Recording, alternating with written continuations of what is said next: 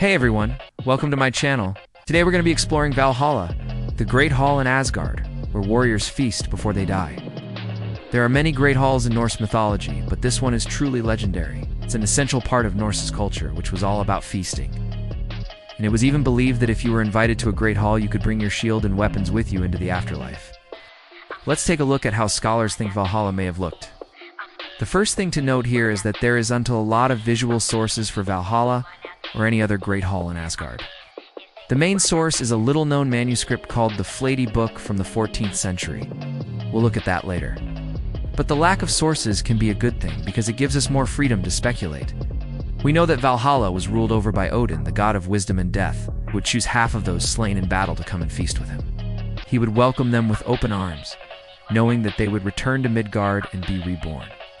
So the hall had to be big enough to fit a lot of warriors, but also feel cozy enough to make them want to stay. To build our hall, let's start with the basics. A simple rectangular structure made out of wood.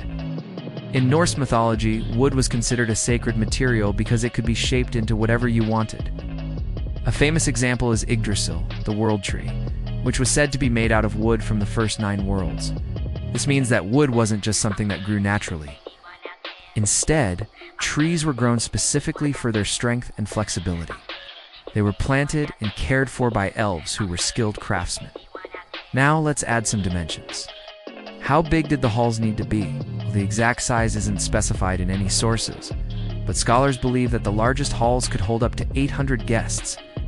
That sounds like a lot, but remember that these were warriors, so not every guest would need a chair.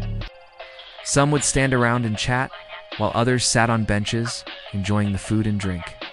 In the center of the hall, we should put the high seat where Odin would sit and choose which warriors he would take to Valhalla. He would be accompanied by his 2 loyal servants, the Valkyries, who would ride out to battle and retrieve the chosen warriors. They would help him welcome each warrior and make sure they felt comfortable in the Great Hall. Then we need to talk about the roof, which was probably made out of overlapping wooden shingles.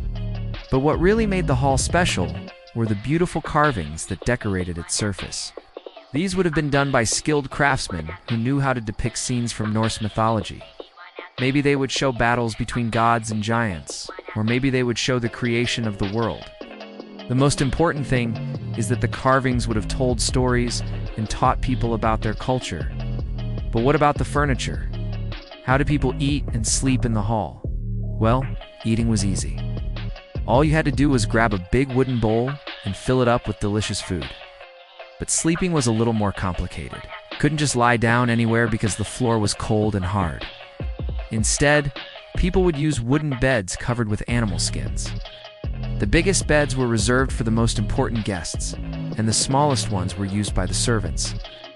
Another important part of the Great Hall was the fireplace. It wasn't just used for cooking, it was also the center of social life. People would gather around it to tell stories and drink. The most important feasts took place during the winter solstice, when the days were shortest and the nights were longest. People would celebrate the return of the sun with a huge feast and exchange gifts. It was a time for family and friends to get together and enjoy each other's company. But let's say you were a warrior who had died in battle. How would you get to Valhalla? Well, it was easy. All you had to do was follow the Valkyries to the hall. They would carry you on your shield so you wouldn't have to walk. Once you arrived, you would be greeted by Odin himself. He would welcome you to the hall and lead you to your seat. You'd be given food and drink and the best seat in the house. Then you would spend the night feasting and drinking with the other warriors. In the morning, you would get up and do it all again. But what if you weren't a warrior? Could anyone enter Valhalla? Well, almost anyone could enter Valhalla. If you were a farmer, a craftsman, or a merchant, you would still be welcome to join the feast. Of course, you wouldn't be allowed to bring your shield and weapons with you, but you would still be able to enjoy the food and drink. And if you were lucky, maybe Odin would choose you to join him in Valhalla. What was life like in Valhalla? Well, it wasn't all funny games. There were rules that everyone had to follow. If you didn't behave properly, you could be kicked out of the hall and sent back to Midgard. That meant no fighting, no stealing, and no disrespecting the gods. If you followed the rules, you would be rewarded with the best food and drink and the best seat in the hall. Now let's talk about the food. What did the warriors eat in Valhalla? Well, they ate everything. Venison, boar, fish, fruit, you name it. They also drank mead, which was a special drink made from honey and water. It was considered the drink of the gods, and it was served at every feast. In Valhalla, the food was plentiful, and the drink was strong. The warriors would eat until they could eat no more, and then they would drink until they were happy. But what about the entertainment? How did the warriors keep themselves busy in Valhalla? Well, they played games, of course. They played dice games and board games and card games. They also sang and told stories about their exploits in battle. The most popular game in Valhalla was a game called Nataliker. It was kind of like a combination of football and hockey.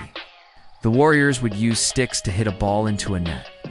The game was fast-paced and exciting, and it was perfect for warriors to play. But what happened when the warriors got bored of playing games? Well, they went to battle. Of course, it wasn't real battle, it was just a reenactment of battle. But the warriors would fight each other with wooden swords and shields. It was a great way for them to test their skills and to remember what they had fought for in life. But what about the afterlife? What happened when the warriors died in Valhalla? Well, that's a bit of a tricky question because the Norsemen didn't really know what happened after they died. Some believed that they would go to Valhalla in Asgard, but others believed that they would go to Folkvang, where the goddess Freya held her feasts. No one really knew what happened after they died, so they prepared for the worst. They made sure that their affairs were in order and they said goodbye to their loved ones. Then they faced whatever came next with bravery. So what do you think life was like in Valhalla? Would you want to live there? Or maybe you'd rather go to Folkvang? Let me know in the comments below. As I mentioned earlier, the main source for the appearance of the halls is the Flatey Book, which was written in the 14th century. The book contains a wealth of information on Norse mythology and culture, and it's an essential source for anyone wanting to learn more about the subject. But the Flat Earth book isn't the only source we have. There are also runic inscriptions and archaeological finds that can give us clues as to what life was like in the Great Halls. For example, we know that the Vikings loved to decorate their homes with animal skins, and it's likely that they did the same thing in the Great Halls. We also know that they used wooden furniture, and that the tables and chairs were often decorated with intricate carvings. Finally, we know that the Vikings were big fans of board games, and it's likely that they brought their favorite games with them to the Great Halls.